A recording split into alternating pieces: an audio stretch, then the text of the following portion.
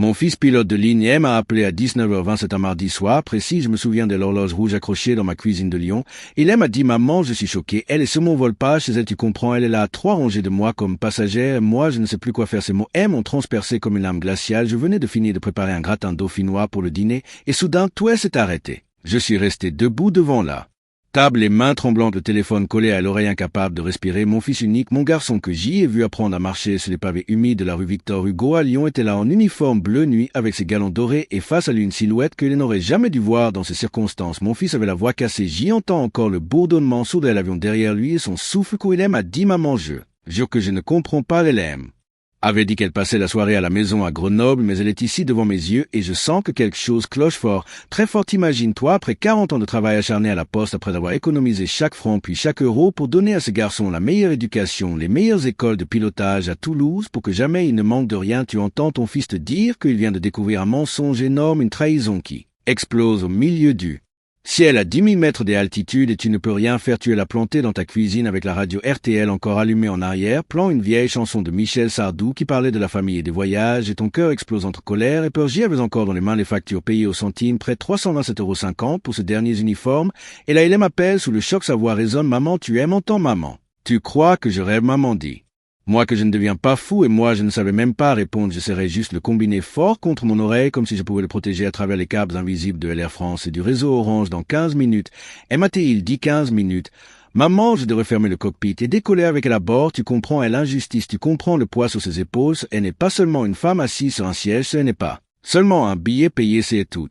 Une vérité qui s'effondre devant ses yeux, et la mienne aussi, moi j'y avais donné tout mon temps, toutes mes économies, toutes mes nuits blanches pour qu'elle ait une vie droite, elle est la première personne à le briser, elle n'est pas un étranger, mais quelqu'un qu'il connaissait, quelqu'un qui avait juré être ailleurs, et dans mon esprit je revoyais chaque sacrifice, je revoyais les années 70 quand je travaillais le soir en plus dans une boulangerie de la rue de Marseille pour payer ses cours d'anglais.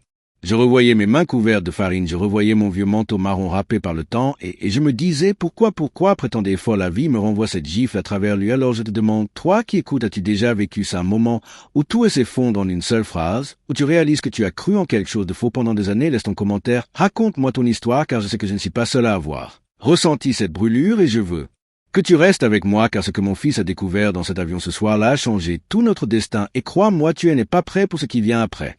Je me souviens encore des années passées à Grenoble à courir entre mon travail à la poste et les cours de piano que je voulais lui offrir pour qu'il ait un peu de joie en plus de tout le sérieux qu'il fallait avoir dans la vie. Je travaillais 6 jours sur cette parfois 12 heures par jour, parfois plus. Je notais chaque dépense, chaque centime, chaque euro et je me souviens exactement du montant que j'y avais mis de côté pour son premier vol à Toulouse, 2450 € et 60 13 centimes, j'y avais économisé 3 ans de salaire supplémentaire pour qu'il puisse suivre les cours de pilotage que je n'avais jamais rêvé. Pour moi, je revoyais les hivers à Lyon quand il rentrait de l'école avec le nez gelé et je préparais des chocolats chauds maison avec une vieille couverture rouge que ma mère m'avait donnée. Je revoyais nos promenades le long du quai Saint-Vincent avec les lampadaires jaunes qui reflétaient sur la Saône et je me disais, un jour il volera plus haut que c'est lumière, il volera plus loin que moi. Jamais je n'aurais pensé que cette dévotion tout entière serait ignorée, que chaque effort que j'y avais fait pour qu'il ait une vie droite et juste serait confronté à un mensonge qui tomberait sur nous comme une tempête à Paris en novembre. Je me rappelle encore de la première fois que j'y ai vu qu'il y avait quelque chose d'étrange. Je l'avais appelé un dimanche matin à 10 heures exactement, le 12 mars 2019, pour savoir s'il avait bien pris ses cours et il m'avait répondu distraitement, « Maman, je suis un peu occupé, je reviendrai plus tard. » Et je n'avais pas insisté, je me disais, peut-être qu'il était fatigué, mais maintenant je comprends que c'était le premier signe de déséquilibre, le premier murmure d'une trahison qui allait grandir et éclater. Plus tard, quand il me téléphonerait du cockpit, je repassais chaque sacrifice dans ma tête comme si je cherchais un mot de rattrapage, chaque course pour payer ses lunettes neuves à Grenoble rue de la République, chaque billet de train pour aller le voir à Toulouse, chaque dîner annulé pour économiser 20 € pour le carburant du simulateur de vol. Tout me revenait avec une clarté douloureuse et je me souvenais aussi de mes amis du quartier qui disaient souvent « tu te donnes trop ». Et moi je répondais « je fais ça pour lui, pour qu'il ait ce que je n'ai jamais eu ». Et je me souviens de mon petit appartement au 3e étage sans ascenseur rue Paul Bert à Lyon, les murs jaunes. Fané, le parquet qui craquait à chaque pas et l'odeur du café chaud le matin et chaque détail me rappelait pourquoi j'y avais donné ma vie entière pour son bonheur. Je me rappelle même de la fois où il avait 8 ans et qu'il avait gagné le concours de mathématiques de l'école élémentaire de la rue Victor Hugo. J'y avais acheté pour lui un vélo rouge flambant, 9 à 125 € exactement. Il avait sauté de joie dans la neige et je m'étais senti la plus fière des mères. Je me rappelle de mon mari disparu depuis 10 ans qui me disait Toujours tu es trop dévoué, mais tu sais ce que tu fais, tu construis quelque chose de grand pour lui. Et maintenant, en regardant mon fils à 10 000 mètres d'altitude entendre sa voix tremblante dans le téléphone, je me disais, tout ce chemin, toute cette vie dédiée à son avenir, et le premier obstacle qui surgit, c'est quelqu'un qui trahit la confiance de la famille. Et moi, j'y étais impuissante, mais je savais qu'il fallait que je reste calme, que je note chaque détail, chaque chiffre, chaque émotion. Chaque minute passée pour pouvoir plus tard agir avec justice et dignité, et toi qui écoutes, toi qui as donné tant pour tes proches, qui as investi chaque énergie, chaque euro, chaque sourire pour qu'ils réussissent, tu sais ce que ça fait d'être confronté à une injustice invisible, une trahison qui se cache derrière un visage familier. Alors reste avec moi, espère encore et continue à écouter car ce qui vient après va te montrer qu'on ne peut jamais sous-estimer le pouvoir de ce qu'on croit faible. Et crois-moi, le meilleur est à venir, et toi, que ferais-tu à ma place? Que ferais-tu si ton enfant t'est appelé en larmes pour te dire qu'il découvre que quelqu'un de prochement depuis toujours? Laisse ta réponse dans les commentaires et attends de voir ce qui arrive ensuite, car le pire et le meilleur sont encore devant nous. Les jours suivants ont été un enfer. Mon fils m'appelait presque tous les soirs depuis Paris à l'aéroport de Charles de Gaulle ou à bord d'Air France, et chaque appel était un nouveau choc. Je me souviens du 14 novembre à 18h43. Il m'a dit « Maman, elle m'ignore complètement ». Je lui demande de reculer de mon siège. Elle me répond avec un sourire moqueur que je dois me calmer comme si c'était moi le problème. Et moi, je restais là assise, sur mon canapé rue de la République, à Grenoble les mains. Crispé sur le téléphone, incapable de croire ce que j'y entendais, j'y avais dépensé 347,73 € pour lui acheter ses uniformes neufs pour ce vol, et maintenant quelqu'un se moquait de tout ça devant ses yeux. J'y entends encore sa voix tremblante. « Maman, je crois qu'elle le fait exprès, je ne sais pas comment réagir. » Et moi, je lui dis « Essaie de rester calme, note. Tout écrit, tout y a peut-être un moyen de réparer. » Il me répond « Maman, il y a des passagers qui prennent des photos et qui filment, je crois que je ne peux rien faire. » J'y ai entendu un voisin dans le couloir de l'avion murmurer qu'il n'a jamais vu un tel comportement. Je pense que tout le monde est choqué, et moi je revis chaque humiliation que j'y avais subie dans ma vie quand j'étais jeune à Lyon, et que les adultes ne me prenaient jamais au sérieux, et maintenant c'était mon fils qui subissait l'injustice en direct. Il me racontait que la femme riait avec les hôtesses, avec un ton arrogant et moqueur. Elle semblait croire que son statut de passagère payante lui donnait un pouvoir absolu, et chaque fois qu'il me décrivait son sourire, j'y avais envie de crier dans le téléphone. Je me rappelle de ce moment précis, le 16 novembre à 19h12. Il me dit « Maman ». Elle a posé son sac sur le siège juste à côté du mien, et quand je lui ai demandé poliment de le déplacer, elle a soupiré avec dédain comme si je l'avais insulté. Moi, je revois son visage dans ma tête, ses cheveux bruns attachés en chignon impeccable, son rouge à lèvres ou vif éclatant, et cette arrogance qui se lisait dans ses yeux. Et moi, je me disais, comment peut-on être aussi méprisant quand quelqu'un fait tout pour ton enfant? Et ce jour-là, à 19h35, il me raconte que des autres passagers commencent à murmurer entre eux que c'est un scandale.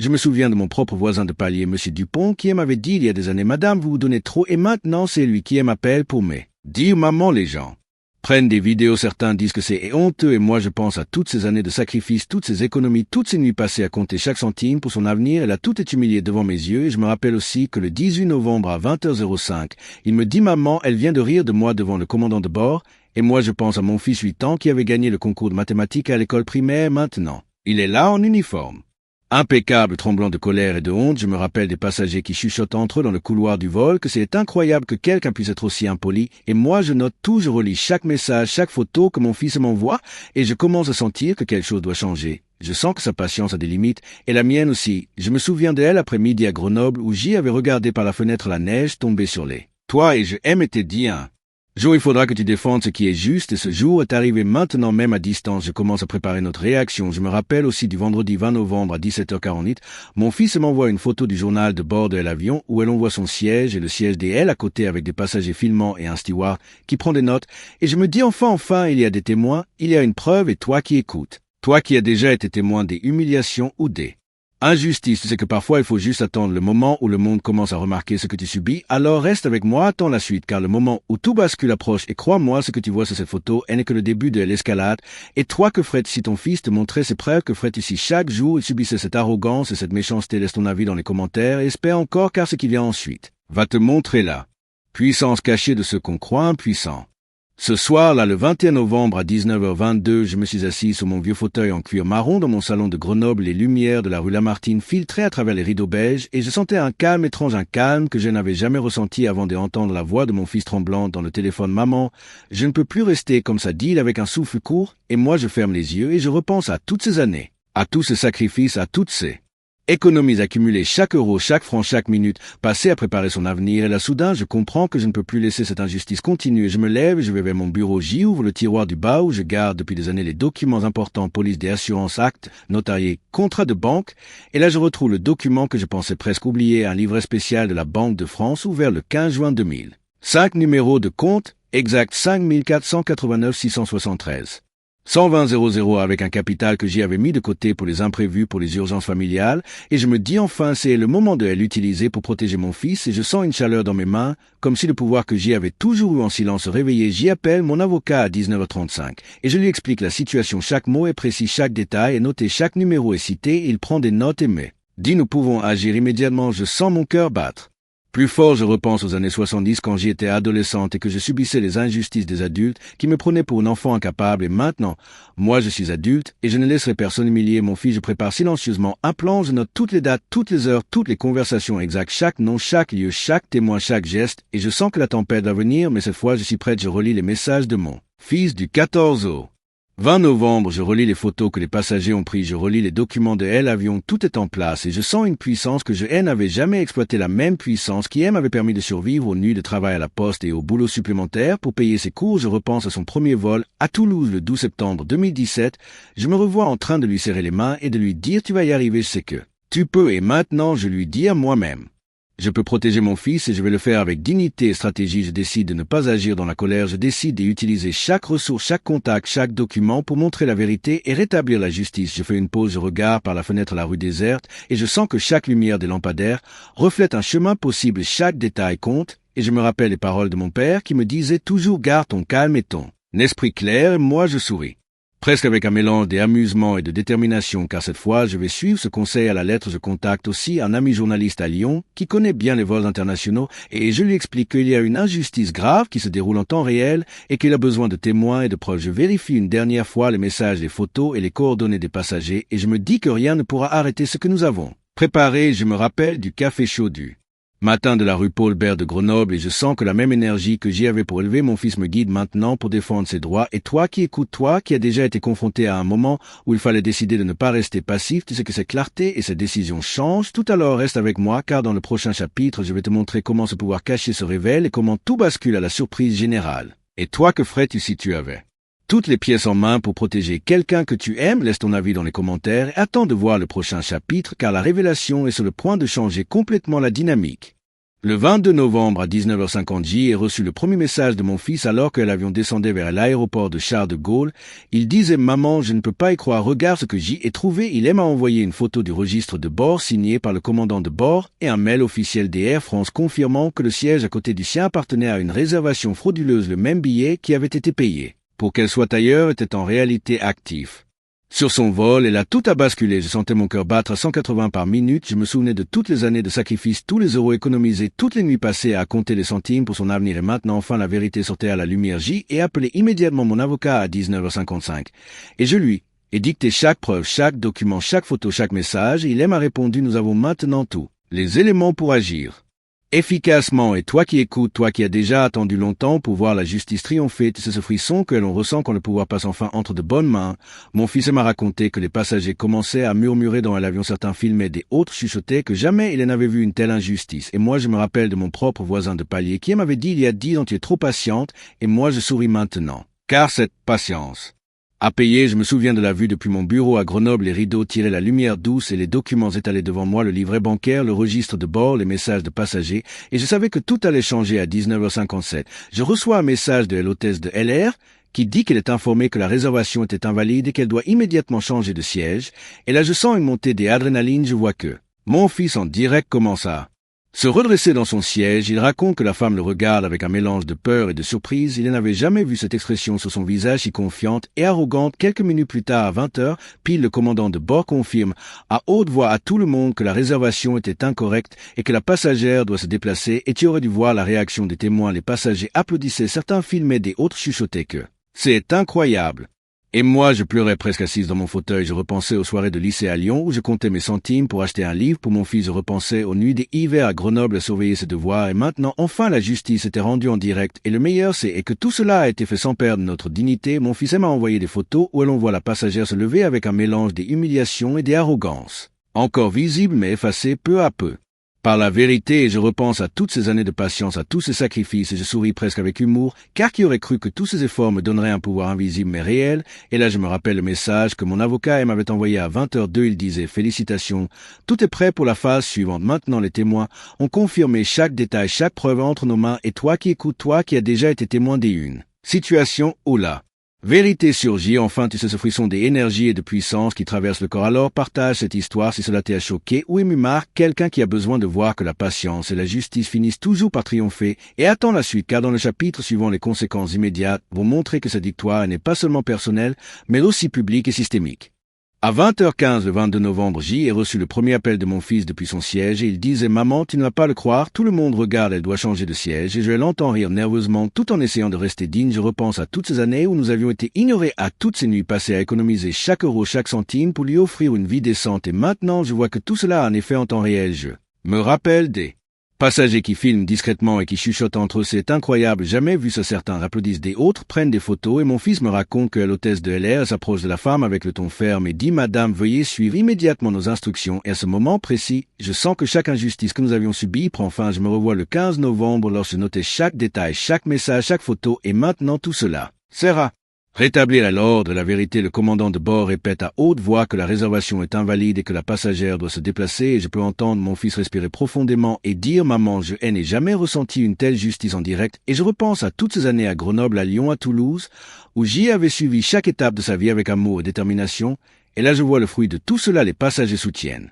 Mon fils, certains viennent même parler au commandant de bord pour confirmer leur témoignage. Je me rappelle de la voix d'un passager qui dit « C'est incroyable qu'elle ait osé et maintenant elle est corrigée » et je souris presque avec un mélange de fierté et d'amusement, car qui aurait cru que tout ce que nous avions investi depuis 3 décennies finirait par créer un effet domino de justice immédiate. La passagère se lève enfin, le visage rouge de honte, le rouge à lèvres presque effacé et mon fils me dit « Maman, je crois qu'elle réalise maintenant la gravité de ce qu'elle a fait » et je repense à mes voisins à Lyon qui me disaient toujours « Madame, vous vous donnez trop » et maintenant ils verraient enfin que cette dévotion avait un sens et qu'elle était puissante. À 20h30, le commandant annonce que la passagère sera sanctionnée par la compagnie et que des mesures administratives seront prises et là je ressens une émotion intense. Tout notre plan silencieux, la patience, la minutie de chaque document, chaque photo, chaque message a fonctionné et toi qui écoutes, toi qui as déjà été témoin des injustices et rêvé d'un retour immédiat de justice, tu sais cette montée des adrénalines, ce frisson quand tout bascule enfin en faveur de la vérité. Mon fils m'envoie encore des photos où l'on voit les passagers applaudir, certains essuyant discrètement leurs larmes et moi je pleure assise dans mon fauteuil rue Paul Bert à Grenoble. Je revois la lumière douce du couloir de l'appartement, le vieux parquet craquant et je me dis que jamais plus cette humiliation ne pourra rester impunie et que la justice peut arriver vite et précis. Et toi qui écoutes, toi qui rêves parfois de voir le bien triompher, partage cette histoire. Si elle t'a ému, marque quelqu'un qui doit savoir que la patience et la préparation finissent toujours par porter leurs fruits. Et reste avec moi, car dans le dernier chapitre, nous allons voir comment cette victoire se transforme en leçon universelle et en inspiration pour tous ceux qui croient en la justice et à la dignité. Ce soir-là, le 22 novembre à 21h, je me suis assise dans mon fauteuil en cuir marron dans mon salon de Grenoble. La lumière douce des lampadaires filtrait à travers les rideaux beiges et je respirais profondément. Après toutes ces semaines de stress et d'indignation, je me sentais transformé, pas seulement parce que mon fils avait été protégé, mais parce que j'y avais découvert un pouvoir que je ne soupçonnais pas. Je repense à toutes ces années où je croyais que mon rôle était silencieux, que mes efforts seraient invisibles et maintenant je sais que chaque sacrifice, chaque euro, chaque minute passé à compter pour son avenir avait construit une force invisible et tangible. Je me souviens de son visage quand il m'a envoyé la dernière photo de la passagère humiliée mais digne dans son arrogance et je repense à moi 8 ans quand je me promenais dans les rues de Lyon avec mes parents et que je voyais les injustices autour de moi et maintenant je réalise que je peux agir avec dignité et efficacité sans perdre mon calme ni ma compassion. Je sens une paix intérieure que je n'avais jamais connue et je me rends compte que cette expérience n'est pas seulement une victoire personnelle, c'est une leçon universelle pour tous ceux qui ont donné sans compter pour leurs proches et qui parfois se sentent ignorés et trahis. Toi qui écoutes, toi qui as donné tant pour tes enfants, pour ta famille, pour tes amis, tu sais que la patience, la préparation et la clarté des esprits peuvent transformer la douleur en force et la frustration en justice. Je pense à chaque voisin, chaque ami, chaque témoin qui a soutenu mon fils dans cet avion à Paris et je ressens une connexion profonde avec eux et toi qui écoutes, tu peux ressentir cette énergie aussi car elle appartient à tous ceux qui refusent de laisser l'injustice gagner. Je me rappelle des soirs des hivers à Grenoble où je regardais la neige tomber sur les toits et je pensais qu'un jour il faudrait agir avec courage et maintenant ce courage a porté ses fruits. Mon fils a appris que même face à l'arrogance et au mépris, il y a toujours un moyen de rétablir la vérité et moi j'y ai appris que ma patience et ma dévotion étaient un pouvoir que je pouvais exploiter pour le bien et non seulement pour moi, mais pour ceux que j'y aime. Je te demande, toi qui écoutes, quelles injustices dans ta vie attends-tu pour transformer en victoire? Quelles situations t'ont fait douter mais peut devenir le moment où tu Découvre ton pouvoir caché. Laisse ton commentaire, raconte ton histoire, inspire les autres et surtout, n'oublie jamais que même dans les moments les plus sombres, la clarté des esprits et la préparation peuvent créer un effet boule de neige de justice et de dignité. Inscris-toi à la chaîne et active le signino pour ne jamais manquer une histoire qui transforme la vie. Partage cette vidéo avec quelqu'un qui doit voir qu'il est possible de retourner une injustice en un triomphe collectif et n'oublie pas de laisser ton avis ici. Dessous chaque mot, chaque expérience, chaque commentaire construit cette communauté qui croit au pouvoir des personnes ordinaires face à l'arrogance et à l'injustice. Et moi, je souris assise dans mon fauteuil rue Paul Bert à Grenoble avec un sentiment de paix et de fierté. C'est que jamais plus la trahison ou l'humiliation ne resta sans réponse et que chaque action calme mais déterminée peut changer le destin de ceux que nous aimons. Et toi qui écoutes, retiens ceci là. Patience, la clarté est là. Préparation sont les armes les plus puissantes de l'âme humaine. Et maintenant, regarde autour de toi et demande-toi quel pouvoir caché tu peux révéler aujourd'hui pour créer la justice et l'harmonie dans ta propre vie.